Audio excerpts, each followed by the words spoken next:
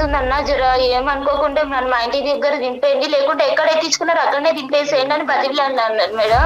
ఏ time అమ్మా, ఏ time అవుతుంది అప్పుడు? నైట్ 8, 9 అవుతుంది మేడం. అయిపోయిన తర్వాత చెప్పమ్మా. సైలెంట్ గా నేను చెప్పినట్టు చేసినావా బతికి ఇంటికి వెళ్తావు, లేకుంటే మాత్రం నీ పని మామూలుగా ఉండదు చూడు అని తీసుకెళ్లి నన్ను లాక్కెళ్ళి ఇలా అంటే అలా నన్ను పాడు చేసేసారు మేడం.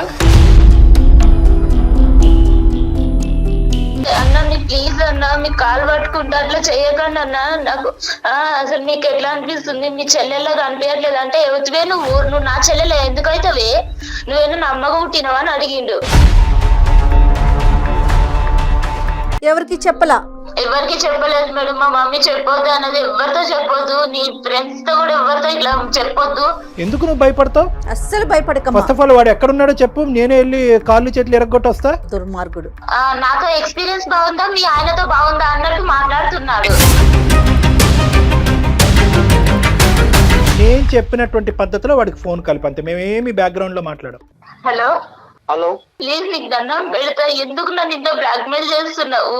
అంటే నాకు ఇష్టం అనేది చెప్తున్నా కదా. అసలు ఎవడ్రా నువ్వు? మీకేం సంబంధం ఏ సంబంధం ఉందో లేదో తర్వాత తేల్చుకుందాము. నువ్వు ఎక్కడున్నావు చెప్పు ఫస్ట్. అసలు నువ్వు ఎవడు అసలు?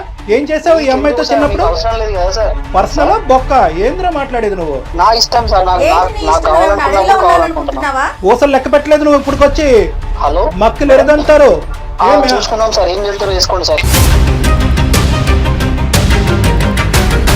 ఏం చేస్తారో చేసుకోవాలట కళ్యాణ్. ఏం చేస్తారో చేసుకోండి. నీకు ఒక తల్లి, ఒక అక్క, ఒక చెల్లి ఉందా? నువ్వు మనిషివా? చిచ్చి, అసలు మాట్లాడటానికి మాటలు రావట్లేదు ఆయన. ఏం లేదు. ఓకే సార్, మీతో కూడా నేను మాట్లాడాల్సిన అవసరం లేదు సార్. Right sir.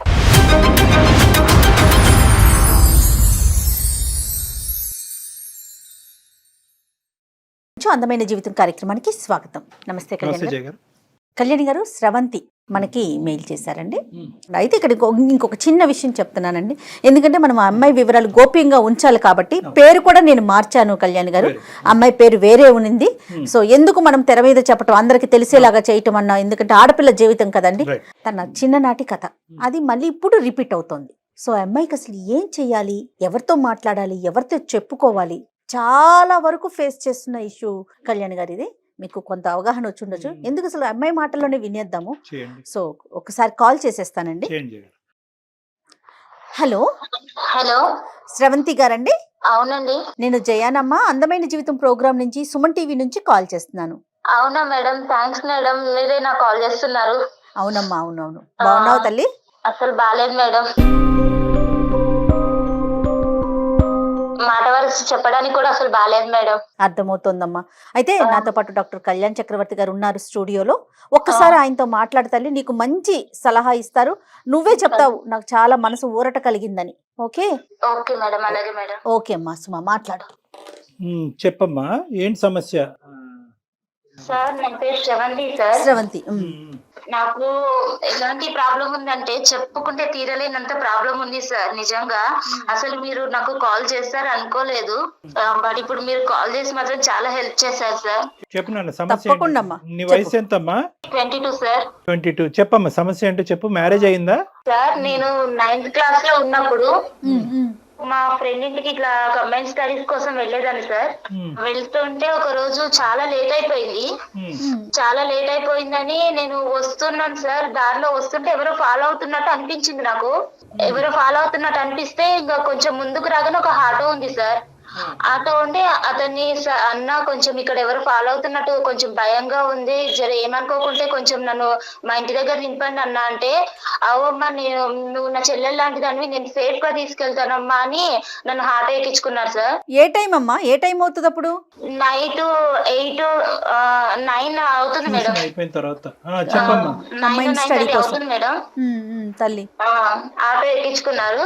ఆటో ఎక్కించుకుని కొంచెం ముందుకెళ్ళగానే ఇట్లా టర్న్ తీసుకున్నారు. నేను చెప్పాను, అన్న మా ఇల్లు స్ట్రైట్ కే వెళ్ళాలి, ఇట్లా మీరు లెఫ్ట్ తీసుకున్నారంటే లేదమ్మా ఇది షార్ట్ కట్, మీ ఇల్లు నాకు తెలుసు, నేను ఎప్పుడు ఇటు నుంచే వస్తుంటాను, నేను చాలా సార్లు చూసాను అన్నాడు.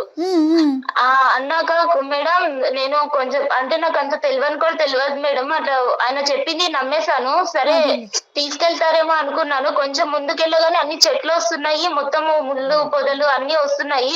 అన్న నాకు మస్తు భయం వేస్తుంది అన్న, జర ఏమనుకోకుండా నన్ను మా ఇంటి దగ్గర దింపేయండి, లేకుంటే ఎక్కడ ఎక్కించుకున్నారు అక్కడనే దింపేసేయండి అని బతిలాడినా అన్నాడు మేడం.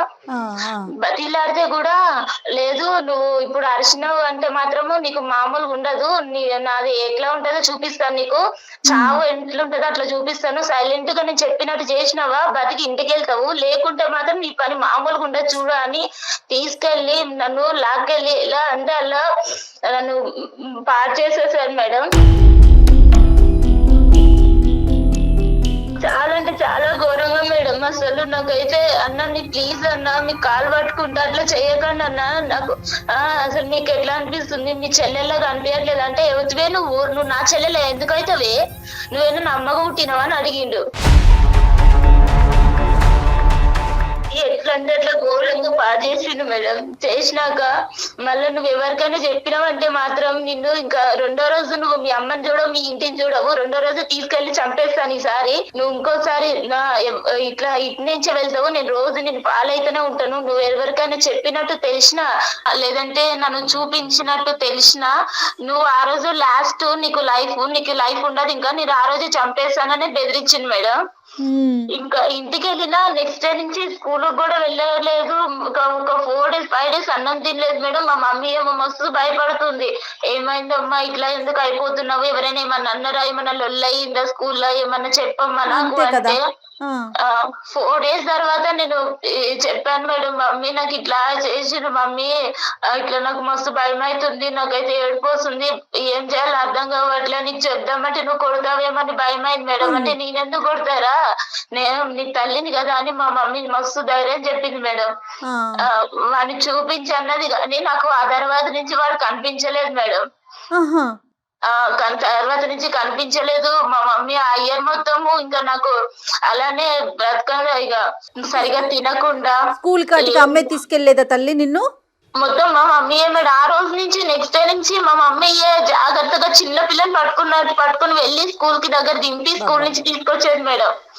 భయం అయ్యి ఆఖరికి మా డాడీ కూడా ఇవన్నీ తెలియదు. మా తమ్ముడు ఉన్నాడు మేడం, నాకు ఒక తమ్ముడు ఉన్నాడు, తమ్ముడు కూడా తెలియదు మేడం. ఎవరికి చెప్పలా? ఎవరికి చెప్పలేదు మేడం. మా మమ్మీ చెప్పొద్దు అన్నది, ఎవరితో చెప్పొద్దు, నీ ఫ్రెండ్స్ తో కూడా ఎవరితో ఇట్లా చెప్పొద్దు, వద్దమ్మా ఇవన్నీ అని మా మమ్మీ నాకు చాలా ధైర్యం చెప్పింది మేడం. మా డాడీ కూడా ఇచ్చి పంపి ఎప్పుడైనా సరే మా మమ్మీయే తీసుకొస్తుంది మేడం. ఆ ఇయర్ అంతా అట్లా అయిపోయింది. ఇక 10th అయిపోయినాక డైరెక్ట్ నన్ను హాస్టల్ వేసేసారు మేడం.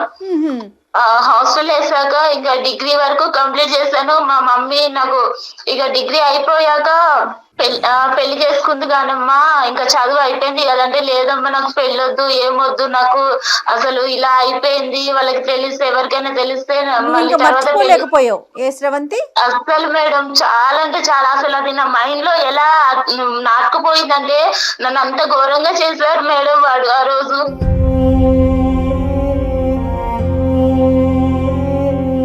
అంత అసలు చెప్పుకోవడానికి కూడా నాకు నోరు కూడా మాటలు కూడా రావట్లేదు, అంత ఘోరంగా వదిలేసే. తర్వాత అయితే ఇక పెళ్లి చేసుకుంది కానమ్మా అని మా మమ్మీ పెళ్లి సంబంధాలు చూస్తుంది. వద్దమ్మా నాకు అసలు వద్దంటే మా మమ్మీ చాలా మోటివేట్ చేసింది మేడం. వద్దమ్మా ఇట్లాంటివి మర్చిపోవాలి, ఏదో దెబ్బ తగిలింది అనుకుని మర్చిపో, ఇలాంటివన్నీ మైండ్ లో పెట్టుకుని నీ జీవితం నాశనం చేసుకోకమ్మా, నీకంటూ నేను ఉన్నాను కదా, రేపు నేను లేకపోతే ఇంకెవరు ఇలానే బ్రతకలేవు కదా అని ధైర్యం చెప్పి పెళ్లి చేసింది మేడం. వీడి ఇక్కడ మధ్యలో ఎక్కడ కూడా నీకు కలవలేదు కదమ్మా? కలవటం గానీ ఫోన్లు చేయటం గానీ ఏమీ చేయలేదు? ఆ తర్వాత అసలు ఒకసారి ఇట్లా అయిపోయినాక ఇంకెప్పుడు వాడి మొహం కూడా నేను చూడలేదు, నాకు ఎప్పుడు కలవలేదు సార్. ఓకే సరేనమ్మా. పెళ్లి అయిందమ్మా, పెళ్లి అయిన తర్వాత ఏమైంది? పెళ్లి అయిపోయినాక మా హస్బెండ్ మాకు చాలా మంచోడు సార్. అంటే ఇవన్నీ ఏం తెలియదు, మా మమ్మీ చెప్పొద్దు అన్నది నేను చెప్పలేదు సార్. తర్వాత కొంచెం మంచిగా చూసుకుంటున్నాను. ఒక 7 months వరకు మా ఆయన దగ్గరికి వెళ్ళాలంటేనే నాకు చాలా భయం అయింది సార్. మా అమ్మకి చెప్తే మా అమ్మ అన్నది కొంచెం చిన్న పిల్ల కదయ్యా, ఏం అనుకోకు, కొంచెం అడ్జస్ట్ అవ్వు, రాను రాను తెలుసుకుంటది అని మా మమ్మీ సర్ది చెప్పేది మా ఆయనకు కూడా. అలా అయ్యాక కొంచెం మా ఆయన చూపించే ప్రేమ, మా ఆయన ఇట్లా మంచిగా చూసుకోవడం చూసి ఇక మా ఆయనకి దగ్గరయ్యాను సార్. ఇక మాకు ఒక పాప కూడా పుట్టింది సార్, 1 year పాప ఉంది ఇప్పుడు నాకు. పాప కూడా పుట్టింది సార్. ఇక తర్వాత ఒక రోజు మా ఆయన ఒక ఫంక్షన్ ఉంది, ఇట్లా ఉందమ్మా నేను వెళ్ళేసి వస్తా, మా ఫ్రెండ్స్ అందరినీ ఇట్లా కలిసేసి రావాలి, రీయూనియన్ జరుగుతుందని వెళ్తున్నాను, మా ఫ్రెండ్స్ చిన్నప్పుడు ఫ్రెండ్స్ అందరు కలుస్తున్నారు, నేను వెళ్ళేసి వస్తాను అని ఒక రోజు వెళ్ళారు మేడం. వెళ్ళాక ఇంకొక రోజు నైట్ వాళ్ళ ఫ్రెండ్ తీసుకుని వచ్చారు. ఆయనని చూడగానే సార్ నాకు అక్కడనే గుండె ఆగిపోయింది. అసలు నాకు చేతుల్లో చెమటలు పట్టేస్తున్నాయి, అసలు ఒళ్ళంతా వణికిపోతుంది. ఎందుకలా? నాకు 9 years బ్యాక్, నాకు 9th క్లాస్ లో ఉన్నప్పుడు నన్ను ఎవరైతే ఆటోలో తీసుకెళ్లి నన్ను పాడు చేశాడో వాడే మా హస్బెండ్ తో వచ్చాడు సార్, మా హస్బెండ్ ఫ్రెండ్ అని. ఇక వాడు నన్ను చూడగానే ఎందుకో సార్ ఎట్లా కన్నింగ్, ఎంత ఏదో సాడిష్ నవ్వినట్టు నవ్వుతున్నాడు. మళ్ళీ మా ఆయన దగ్గరకు వచ్చి, మీ భార్యనా, నాకు చెల్లెలవుతుంది కదా, నువ్వు చెప్పనే లేదు, ఇప్పటిదాకా చూపించనే లేదు అని చాలా సొంత మనిషిలాగా మాట్లాడుతున్నాడు. నన్ను చూస్తూనేమో ఇంత కన్నింగ్ గా చూస్తున్నాడు. నీకు అర్థమైంది? అర్థమైపోయింది. నాకు అప్పటికే భయం అవుతుంది, కాళ్ళు చేతులు అంతా వణికిపోతున్నాయి. మా ఆయన అడిగాడు, ఏంటి శ్రవంతి ఇట్లా జ్వరం వచ్చిందా ఏంటి, అట్లా అయిపోయావు, ఇందాకలాగా బానే ఉన్నావు కదా, ఇప్పుడు ఏమైంది అంటే, చెల్లెలకి ఏమన్నా నీరసంగా ఉందేమోరా, తిన్నదో లేదో అడుగు ఒకసారి, నువ్వు లేవ్వని, నువ్వు ఇటు వచ్చావు కదా, నువ్వు లేవ్వని తినలేదేమో అని ఎంత చాలా నైస్ గా మాట్లాడుతున్నారు మా ఆయనతో. ప్రేమ కురిపించాడు. ఆ తర్వాత నుంచి మేడం నెక్స్ట్ డే నుంచి రోజు రావడం స్టార్ట్ చేశాడు ఇంటికి. రోజు రావడం స్టార్ట్ చేశాడు. ఇక మా ఆయనకేమో ఇట్లా లెటర్స్ రాస్తున్నాడు, ఆకాశరామన్న లెటర్స్ లాగా రాస్తున్నాడు. నీ భార్య గురించి నీకు తెలుసా, నువ్వు ముందే కనుక్కున్నావా, నీ భార్య ఎవరితో ఎఫ్ఐఆర్ ఏం లేదా, నీ భార్యకి ఏమన్నా ఇంతకు ముందు ఏమన్నా ఉందా అన్ని కనుక్కుని చేసుకున్నావా అన్నట్టు ఇట్లా లెటర్స్ రాయడం స్టార్ట్ చేశాడు మేడం. మెసేజ్లు కానీ లెటర్స్ కానీ రాయటం మొదలు పెట్టాడు. కానీ మీ హస్బెండ్ వచ్చి నిన్ను ప్రశ్నించాడమ్మా, ఏంటి ఇదంతాని అడిగాడా? ఒక్కసారి అడిగాడు సార్, ఇట్లా ఏమై ఇట్లా లెటర్స్ వస్తున్నాయంటే, నాకు తెలియదండి, ఇట్లా ఇవన్నీ నాకెలా తెలుస్తుంది, నేను చిన్నప్పటి నుంచి మా అమ్మ దగ్గరనే పెరిగాను, తర్వాత హాస్టల్కి వెళ్ళిపోయాను, నాకు ఇలా ఎవరు కూడా తెలియదు, అలా మీరు ఎలా అనుకుంటారు, ఎవరో రాసిన ఉత్తరాలు బట్టి అని అడిగాను. అడిగితే సరేలే అంటున్నారు, కానీ రోజుకు ఒక లెటర్ వస్తుంది సార్. కాదమ్మా శ్రవంతి, నువ్వు ఇప్పుడు మనకు ఏంటంటే మనకి ఇక్కడ చిన్న అదృష్టమా ఏంటి అనేది తెలియదు, కానీ మీ భర్త మంచివాడు అనేటటువంటి ఒక మాట నువ్వు నాకు చెప్పావు కాబట్టి నేను చాలా హ్యాపీగా ఫీల్ అయ్యాను. నీ భర్తకి నువ్వేంటో తెలుసు, నీకు నువ్వు భర్త ఏంటో తెలిసినప్పుడు ఇప్పటికైనా కూడా గుట్టిప్పి ఇది జరుగుతుందని చెప్పుంటే సరిపోద్ది కదా, ఎందుకు భయపడ్డావు? సార్ ఇప్పుడు నేను ఇప్పుడు చెప్తే ఎలా సార్, పెళ్ళి అవ్వక ముందో పెళ్లి తర్వాత ఫస్ట్ చెప్పుంటే ఆయన నన్ను అర్థం చేసుకునేవారేమో. ఇప్పుడు వీడు కళ్ళ ముందుకు వచ్చాక ఇప్పుడు చెప్తే మోసం చేస్తాను అన్నదా సార్? అమ్మ ఇక్కడ ఏంటంటే వాడికి ఇప్పుడు ఎవడైతే ఈడు ఉన్నాడో ఈ దొంగనా డాష్ గాడు, వీడు బాగా స్టడీ చేశాడు చిన్నప్పటి నుంచి, మీ హస్బెండ్ని స్టడీ చేశాడు, ఎందుకంటే చిన్ననాటి స్నేహితుడు, ఇతను చాలా మంచోడు, ఇతను నోట్లో నాలుగు లేదు అనేది అక్కడ స్టడీ చేశాడు. ఇక్కడ ఏమొచ్చి నువ్వు బాధితురాలు పొజిషన్లో ఉన్నావు కాబట్టి అప్పుడు గుట్టు ఇప్పందని ఇప్పుడు ఎందుకు గుట్టు ఇప్పుతావు అనేటటువంటి ఉద్దేశం ఎంతో ఏంటంటే రెండు వైపుల నుంచి వాడికి అడ్వాంటేజ్ అయిపోయింది. అడ్వాంటేజ్ అవటం వల్ల ఏమవుతుందంటే సెకండ్ అటెంప్ట్ లోకి వచ్చాడు. ఇప్పుడు ఫస్ట్ అటెంప్ట్ లో మానభంగం చేశాడు, సెకండ్ అటెంప్ట్ లో ఇంకో అటెంప్ట్ అంటే నీ దరిదాపుల్లోకి వచ్చేస్తున్నాడు అనమాట, మళ్ళీ ఎంట్రీ ఇస్తున్నాడు వాడు. ఇస్తున్నారు సార్. ఆయన నాకు కాల్ చేశాడు, వాడు నా నెంబర్ మా హస్బెండ్ నుంచి తీసుకున్నారో ఎట్లా తీసుకున్నాడో నాకు కాల్ చేశాడు. చేసి ఏంటి బాగున్నావా, అన్ని మర్చిపోయావా, కొత్తగా మళ్ళీ నీకు కొత్త ఎక్స్పీరియన్స్ అవుతుందా అని ఎలా అంటే అలా చండాలంగా మాట్లాడుతున్నాడు. నాతో ఎక్స్పీరియన్స్ బాగుందా, మీ ఆయనతో బాగుందా అన్నట్టు మాట్లాడుతున్నాడు. నేను చెప్పాను, మా ఆయనకు చెప్తాను నువ్వు ఇలాంటి పనులు చేసావంటే, అంటే ఒకసారి చెప్పి చూస్తా నేను కూడా అని బెదిరిస్తున్నాడు. అంటే వాళ్ళ ఆయనకు చెప్తానన్నా కూడా భయపడట్లా వాడు? అస్సలు లేదు మేడం, నువ్వు చెప్పి చూడు ఒకసారి, నీ లైఫ్ ఎట్ వెళ్తుందో మీ ఆయన లైఫ్ ఎట్ వెళ్తుందో నువ్వే చూద్దు కానీ నీ కళ్ళతో. అతనికి పెళ్ళైనట్టు ఏమన్నా తెలిసిందమ్మా ఈ ఆటో అతనికి? లేదు మేడం నాకు, అంటే నేను ఆ తర్వాత వాడు అట్లా చేసావు, నేను ఇంతవరకు కలవలేదు. కాదు, మీ ఆయన ద్వారా ఇప్పుడు ఈ 10 రోజుల్లో? లేదు మేడం, వాడి ప్రస్తావన ఎత్తాలంటేనే నాకు భయంగా ఉంది మేడం. మా ఆయన దగ్గర నువ్వు చెప్పాల్సింది కదా, ఎందుకు వేరే వాళ్ళని ఇంటికి తీసుకొస్తున్నావు? పద్దాక తీసుకురా, మాకు నాకు ఇబ్బందిగా ఉంది, అట్లా ఏదన్నా చెప్పకపోయావు? అంటే చెప్పాను మేడం. అంటే మా ఇంటికి ఇంతకు ముందు కూడా మా ఆయన ఫ్రెండ్స్ చాలా మంది వచ్చేవాళ్ళు. ఇక వాళ్ళ దగ్గర ఎప్పుడు ఎవరి దగ్గర ఏం చెప్పండి కానీ ఈయన దగ్గర చెప్తే ఏమనుకుంటాడని అదొక భయం అయింది మేడం. అయినా ఈయన మా ఆయన ఉన్నప్పుడు నా దగ్గర నాతో చాలా మంచిగా ఒక సొంత చెల్లెలతో మాట్లాడినట్టు మాట్లాడుతున్నాడు. తిన్నావా చెల్లెమ్మ, తినలే, ఏం చేస్తున్నావమ్మా, పాప ఎలా ఉందమ్మా అని మాట్లాడుతున్నాడు. దుర్మార్గుడు. అలా ఉన్న అతని మీద నేను కంప్లైంట్ ఇద్దామన్నా కూడా నాకు ధైర్యం సరిపోవట్లేదు మేడం. నేను ఆ రోజు బలైపోయిన దానికి ఇప్పుడు ఎంత నరకం చూస్తున్నానంటే మేడం, వాడంత నరకం పెడుతున్నాడు నన్ను. అయితే నాకైతే నిజంగా చచ్చిపోతుంది మేడం. ఎందుకమ్మా, దీనికి చాలా సింపుల్ సొల్యూషన్ లేదు తల్లి, ఇందులో చాలా సింపుల్ సొల్యూషన్ ఉంది. నీతో పాటు పెద్ద సైన్యం మేము ఉన్నాం, వాడిని తాట తీస్తాం, వాడిని ఊరికే వదులుతావా? వాడిని నువ్వు ఎందుకు అంత భయపడుతున్నావు? నీ భర్త మంచివాడు, అది ప్రధానమైనటువంటి అంశం. నువ్వు నీ భర్తకి చెప్పొచ్చు. మీ అమ్మ అంటే కనుక ఇద్దరు ఆడవాళ్లే కాబట్టి తమ్ముడికి చెప్పొద్దు, నాన్నకి చెప్పొద్దు అని చెప్పి 10 సంవత్సరాల పాటు కవర్ చేసింది. కానీ లోకం మారింది, పరిస్థితులు మారింది, వ్యవస్థ మారిందమ్మా. ఇక నీకు నీ కొండంత అండగా పెద్ద పోలీస్ వ్యవస్థ ఉంది, అందరూ ఉన్నాం. ఎందుకు నువ్వు భయపడతావు? అస్సలు భయపడక. ఫస్ట్ ఆఫ్ ఆల్ వాడు ఎక్కడున్నాడో చెప్పు, నేనే వెళ్ళి కాళ్ళు చేతులు ఎరగొట్టి వస్తా. వాడు ఇక్కడే ఉన్నాడు సార్, మీకు కావాలంటే నేను కాన్ఫిడెన్స్ లో పెడతా, ఒక్కసారి మీరు వినండి సార్ వాడి మాటలు. మేము ఉన్నామని చెప్పొద్దమ్మా, మేము ఉన్నామని చెప్పొద్దు. వాడు ఫోన్ కట్ చేసి పారిపోతాడు. ఈ లోపల మనం వాడు ఎక్కడున్నాడు ఏంటి అనేది ట్రాక్ చేయడానికి ఉపయోగపడుతుంది. నువ్వు మామూలుగా మాట్లాడి ఏమీ లేనట్టుగానే అందమైన జీవితం అని మా ప్రోగ్రామ్ గురించి ఏమీ చెప్పొద్దు నువ్వు. ఓకే, నువ్వు సింపుల్ గా ఏంటంటే నువ్వు రెగ్యులర్ గా మాట్లాడుతున్నట్టుగానే ఎక్కడున్నావు, ఏం చేస్తున్నావు అన్నట్టుగా మాట్లాడి నన్ను వదిలేసేవా, నన్ను ఇబ్బంది పెట్టద్దు, మీరు రెగ్యులర్ గా ఏదైతే మాట్లాడతారో అది మాట్లాడు. సరేనా? ఆ తర్వాత వాడు గొంతుకు లెగుస్తా చూడు, అప్పుడు నేను జయ గారు అందుకుంటాం. నువ్వు ఇంట్రడ్యూస్ చేయొద్దు, మమ్మల్ని ఇంట్రడ్యూస్ చేయొద్దు. నేను ఆల్రెడీ లాస్ట్ టైం సూసైడ్ చేసుకుందామని సూసైడ్ దాకా వెళ్ళాను సార్, కానీ నా పాప మొహం చూసి వెనక్కి వచ్చేసాను సార్. ఇప్పుడు బ్రతకాలన్నా కూడా నాకు అసలు వేరే లేకుండా అయిపోతుంది సార్. శ్రవంతి బంగారం, ఒకే మాట చెప్తున్నాను, ఇది నీ గురించి నేను చేయట్లేదు. రేపొద్దున ఈ దరిద్రుడు, ఇలాంటి దరిద్రులు నీ కూతురు వరకు వచ్చినా కూడా ఆశ్చర్యపడక్కర్లేదు. ఎందుకంటే ఇక్కడ నీ జీవితాన్ని నిన్ను ప్రొటెక్ట్ చేసుకోవటం, నీ మ్యారేజ్ని ప్రొటెక్ట్ చేసుకోవటం కాదు.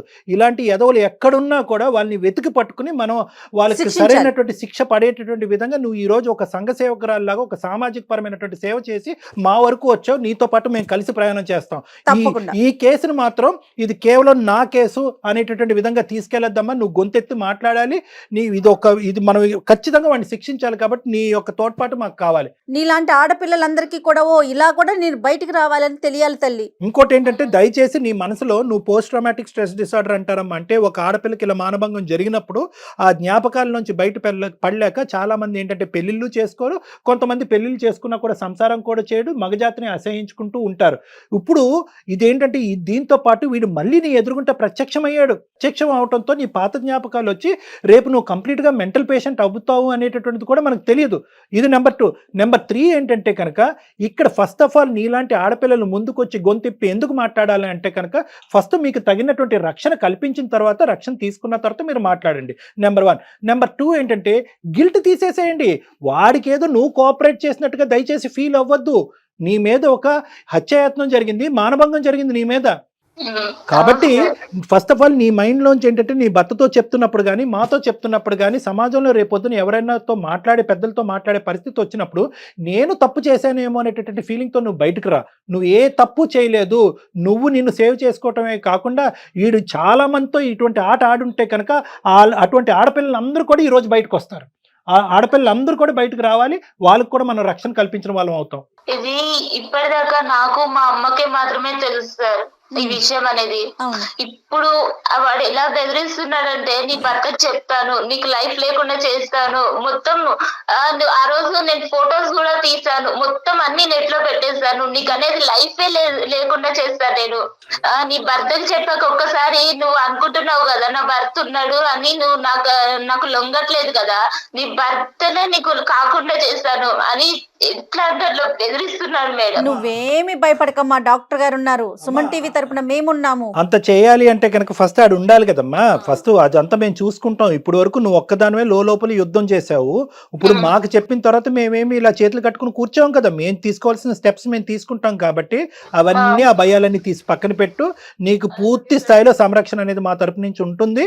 వాడిని ఎక్కడైతే శిక్షించాలో ఎలాగైతే లోపల పెట్టాలో అదంతా మేము ఆలోచిస్తాం. ఓకేనా? Okay sir. నేను చెప్పినటువంటి పద్ధతిలో వాడికి ఫోన్ కలిపి అంతే. మేమేమి బ్యాక్గ్రౌండ్ లో మాట్లాడం. ఓకే సార్, అలాగే కలుపుతున్నాను సార్. కల్పమ్మ. వాడి పేరేంటమ్మా? వాడి పేరు శ్యామ్ సార్. శ్యామ్. కల్పమ్మ చెప్పు. ఇంతమంది పసిపిల్లల అబ్యూస్ కి గురవుతున్నారు కదా కళ్యాణి గారు. మన దగ్గరికి వచ్చింది హ్యాపీ రామమ్మాయిలు ఎంతమంది ఉన్నారు? మీరు మాట్లాడుతున్న వ్యక్తి మీ కాల్ ను హోల్డ్ లో ఉంచారు. వాడి బాధితులు ఎంతమంది ఉన్నారు? ఇటు ఫ్యామిలీకి చెప్పుకోలేరు. హలో హలో ఏం సంగతి? కాదు, నేను చెప్పేది ఒకసారి విను ప్లీజ్. నువ్వు నన్ను ఇలా ఏడిపించకు. ఇలా నువ్వు కాల్ చేస్తేనే నాకు హార్ట్ అటాక్ వస్తుంది, నాకు గుండెల్లో వణుకొస్తుంది. ప్లీజ్ నీకు దండం పెడతా. ఎందుకు నన్ను ఇంత బ్లాక్మెయిల్ చేస్తున్నావు? నువ్వు చేసిన దానికి ఏ రోజైనా నేను బయట పెట్టానా? నేను వదిలేసాను కదా. ఇప్పుడు మళ్ళీ ఎందుకు నా లైఫ్ లోకి వచ్చి ఇట్లా ఆడుకుంటున్నావు? నువ్వు అంటే నాకు ఇష్టం అనేది చెప్తున్నా కదా. నువ్వు ఏమని ఇష్టం అంటున్నావు? ఒకసారి పాడు చేసేసి నన్ను నా లైఫ్ అంతా పాడు చేసేసావు. నాకంటూ వెనక్కి తిరిగి చూసుకుంటే నువ్వు చేసిన అగాయించిన తప్ప నాకంటూ ఒకటి సంతోషం అనేది లేకుండా చేసావు. మళ్ళీ ఇప్పుడు నా భర్తతో నేను కొద్ది గొప్ప మర్చిపోయిన భర్తతో సంతోషంగా ఉంటే ఇప్పుడు మళ్ళీ నువ్వు నా లైఫ్ లోకి వచ్చి నా లైఫ్ నాశనం చేయాలని చూస్తున్నావు. ఏం అధికారం ఉందని చెప్పు నా లైఫ్ ని ఇట్లా ఆడుకుంటున్నావు? నా మీద ఇష్టం ఉంటేనే కదా నువ్వు ఇన్ని రోజుల పంట చెప్పకుండా ఉండేది. నేను ఇష్టంతో కాదు, నా తల్లి చెప్పిన మాట కోసం. మా అమ్మ వద్దమ్మా ఆడపిల్ల జీవితం బయటికి వెళ్తే అల్లరవుతుందని మా అమ్మ నాకు చెప్పిన మాట కోసం నేను చెప్పలేదు. నాకు అవన్నీ సంబంధం లేదు. ఒప్పుకుంటున్నావా లేదా? నీ బండారం మొత్తం బయట పెడతా. మీ ఆయనకు మొత్తం చెప్పేస్తా. నేను నీకు దండం పెడతా. ఇలాంటివన్నీ చెయ్యకు ప్లీజ్. నన్ను వదిలేసాయి. అవన్నీ నాకు సంబంధం లేదు. నేను నిన్ను కోరుకుంటున్నా. ఒక్కసారి నువ్వు కావాలని కోరుకుంటున్నా. నువ్వు వస్తావా లేదా? నేను రమ్మంటావా నన్ను? నేను రాలేదు. నీకు దండం పెడతా ప్లీజ్. ఇంత రిక్వెస్ట్ చేస్తున్నాను కదా. చిన్నప్పుడే నువ్వు నచ్చినావు. ఇప్పుడు నువ్వు ఇంకా చాలా అందంగా ఉన్నావు. ఇప్పుడు నువ్వు కావాలని కోరుకుంటున్నా. లేదు అంటే నీవన్నీ నా దగ్గర ఉన్నాయి. అన్ని బండారం మొత్తం బయట పెట్టేస్తా నేను. మీ ఇంట్లో ఆడవాళ్ళు ఉండరా? నీకు అమ్మ అక్క చెల్లి ఎవరు లేరా? అవన్నీ నీకు సంబంధం లేదు. నువ్వు ఒప్పుకుంటున్నావా లేదా? నీ అన్ని బయట పెట్టమంటావా? ఏం బయట పెడతావు? చచ్చిపోమంటావా చెప్పు. ఎందుకు ఇంత ఏడిపిస్తున్నావు? నేనేమన్నా అన్యాయం చేస్తానా నీకు? అసలు నేనంటే ఇష్టం ఉంటేనే కదా నువ్వు ఇన్ని రోజుల పాటు సైలెంట్ ఉన్నది. నేను అంటే ఇష్టం ఉండి కాదు సైలెంట్ గా ఉన్నది. నా భర్త మీద గౌరవంగా నేను సైలెంట్ గా ఉన్నాను. ఇప్పుడు నేను కావాలనుకుంటున్నా. నేను ఏం కావాలనుకుంటున్నా? నేనేం వస్తువులు అనుకుంటున్నావా నువ్వు కావాలనుకోవడానికి? నేను ఇంకొక భార్యని నీకు తెలుసా? కనిపిస్తుందా? ఇంటికి వచ్చినప్పుడల్లా చెల్లమ్మ అని పిలిచి నా భర్త ముందు నీకు అలా ఎలా మాట్లాడాలనిపిస్తుంది? నేను ఇలానే ఉంటా. నాకు కావాలనుకుంటున్నా. నువ్వు ఇప్పుడు అందంగా ఉన్నావు కాబట్టి నువ్వు కావాలనుకుంటున్నా. అప్పుడు నీ చెల్లి అందంగా ఉంటే ఎవరి దగ్గరికైనా పంపిస్తావా? నాది ఇంతే. నేను ఇంతే. నా వరుసనే ఇంత. నీకు ఇష్టం వచ్చినట్టుంటే సరిపోతుందా? వేరే వాళ్ళు ఇష్టాలు అర్థం చేసుకోవా? వేరే వాళ్ళ బ్రతుకులు నాశనం అయిపోతే అని ఆలోచించుకోవా? ఒప్పుకుంటున్నావా లేదా? ఒకటి చెప్పు ప్లీజ్. నీకు దండం పెడతా. నన్ను వదిలేస్తే ఏం ఒప్పుకోవాలి? నాకు భర్త ఉన్నాడు, పాపం ఉంది. వచ్చేసి నీ ఇష్టం, నీ లైఫ్ నీ ఇష్టం. ఏం ఇష్టము? నా బ్రతుకే నాశనం చేసేసరికి ఇంకా ఏమి ఇష్టం ఉంటుంది? ఇంకా నాశనం అయిపోతుంది. ఇంకా గలీజ్ అయిపోతుంది. మరి ఇవన్నీ మీ ఆయన ఇంకా ఘోరం అయిపోతుంది. మరి హలో బాబు. హలో బాబు. హలో ఎవరు సార్? నేనా? నువ్వెవరు చెప్పు. నీ పేరేంటి? సార్ నా పేరు శ్యామ్ సార్. రైట్. ఓకే. నా పేరు డాక్టర్ కళ్యాణ్ చక్రవర్తి. నేను సుమన్ టీవీ అందమైన జీవితం నుంచి మాట్లాడుతున్నాను. మీకేం సంబంధం సార్?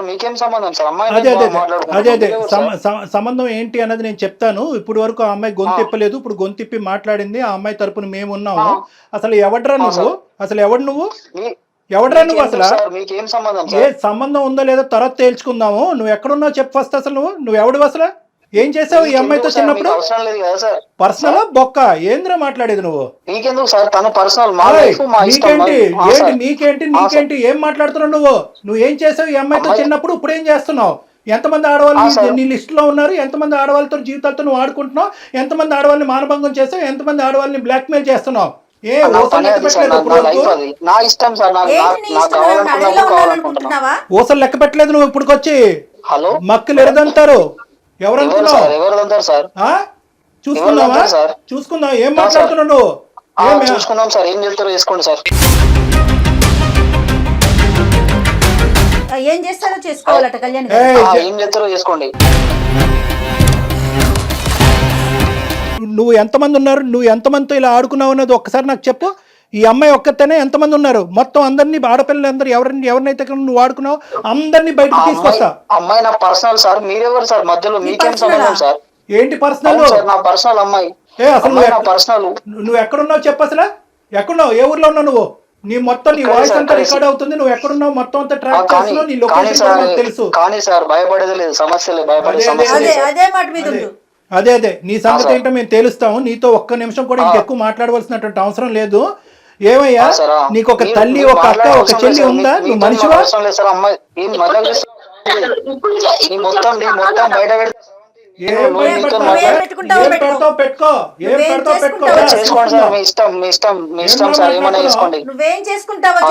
బయట పెడతావా? ఏం బయట పెడతారా? కాళ్ళు చేతులు ఉండాలి కదా నీకు, మెడ మీద తలకే ఉండాలి కదా నువ్వు బయట పెట్టాలంటే. చూసుకుందాం. చేసుకోండి సార్, మీ ఇష్టం. ఇష్టం ఉన్నాడు చేసుకోండి. ఏం చేసుకుంటారు చేసుకోండి. అది ఇప్పుడు దారిలోకి వచ్చి నీ పని చెప్తా ఉండు. అసలు నువ్వు ఫోన్ చేసుకోండి సార్. నీతో అసలు ఒక్క నిమిషం కూడా మాట్లాడటానికి లేదు. లొకేషన్ కూడా ట్రాక్ చేసాము. నీకు ఇప్పుడే పోలీసులు వస్తారు. నీకు నువ్వు ఎలా బతికి బయట పడతావో చూద్దాం. కాదు శ్యామ్, అసలు నువ్వు మనిషివేనా? ఉన్న బంధాలు, విలువలు అన్ని ఇంత దిగదా? చిచి, అసలు మాట్లాడటానికి మాట్లాడటం ఏం లేదు. ఓకే సార్, మీతో కూడా నేను మాట్లాడాల్సిన అవసరం లేదు సార్. Right sir. వాడేం మనిషి కళ్యాణ్ గారు? అసలు భయం కూడా లేదా మనిషికి? మేడం ఇప్పుడు వాడు ఏంటంటే ఈ అమ్మాయితో ఒక్కటే. శ్రవంతి నువ్వు లైన్ లో ఉన్నావమ్మా? లైన్ లోనే ఉన్నాను సార్. పెట్టేశాడు కదా అతను. పెట్టేశారు మేడం.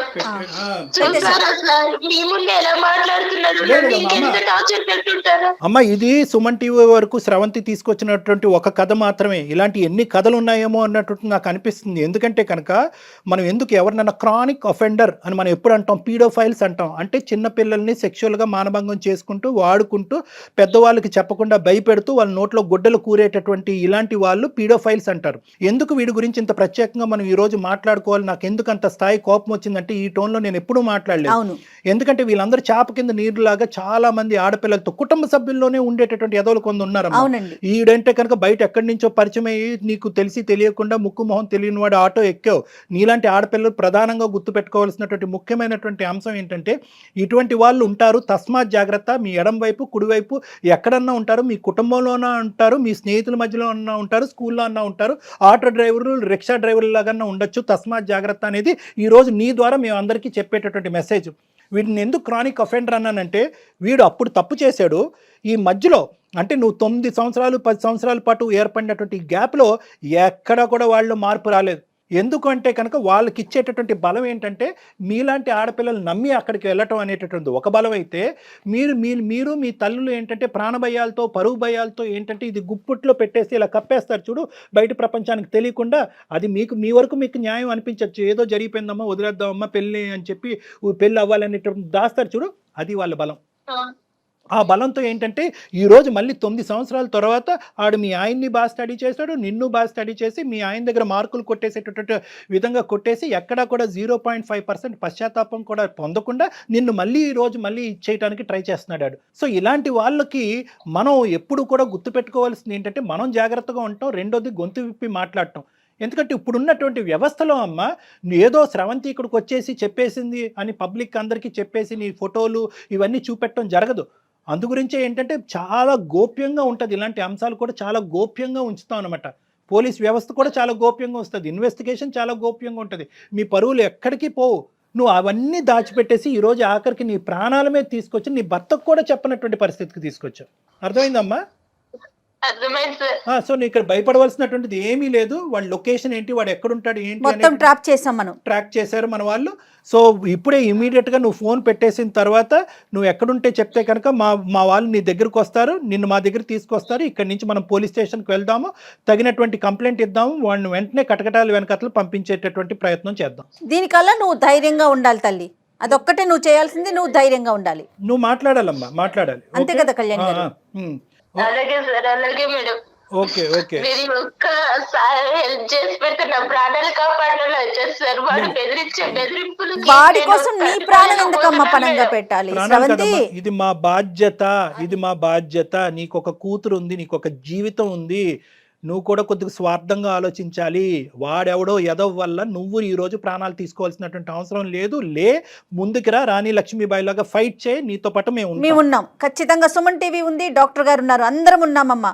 వ్యవస్థలో ఉన్నాం మనమేమి ఎక్కడ మనుషులు లేని చోట కాదు ఉన్నది. ధైర్యంగా ఉండు, నువ్వు ధైర్యంగా ఉండు. నెక్స్ట్ ఏం చేద్దాం అనేది ఆలోచిద్దాం, సరేనా? నువ్వు అసలు నీకు ధైర్యమైన ఏంటంటే సుమన్ టీవీ అందమైన జీవితానికి నువ్వు ఎప్పుడైతే మెయిల్ చేసావో అప్పుడే నీకు ధైర్యం ఉన్నట్లే. ఓకే, అర్థమైందమ్మా? నువ్వు ఎక్కడ తగ్గద్దు, నువ్వు జాగ్రత్తగా ఉండు, తలుపులు వేసుకుని ఉండు, జాగ్రత్తగా ఉండు. మేము ఇప్పుడే ఏ స్టెప్స్ తీసుకోవాలో ఆ స్టెప్స్ తీసుకుంటాం.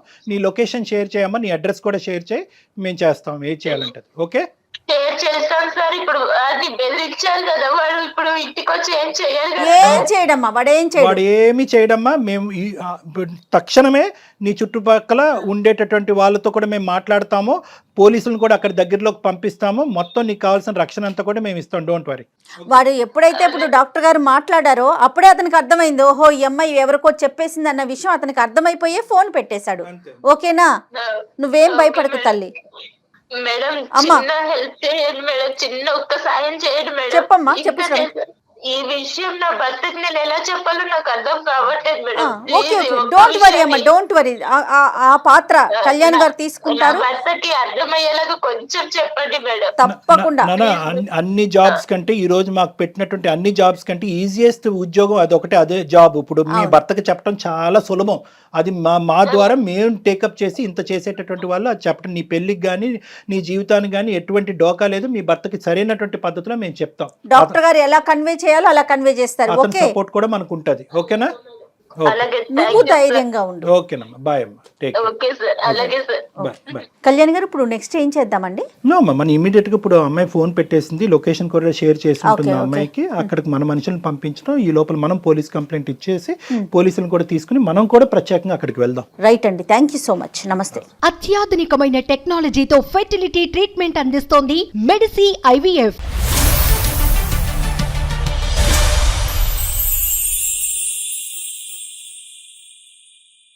సుమన్ టీవీలో మీ పర్సనల్ అండ్ బిజినెస్ ప్రమోషన్స్ కోసం కింది నెంబర్కి కాంటాక్ట్ చేయండి.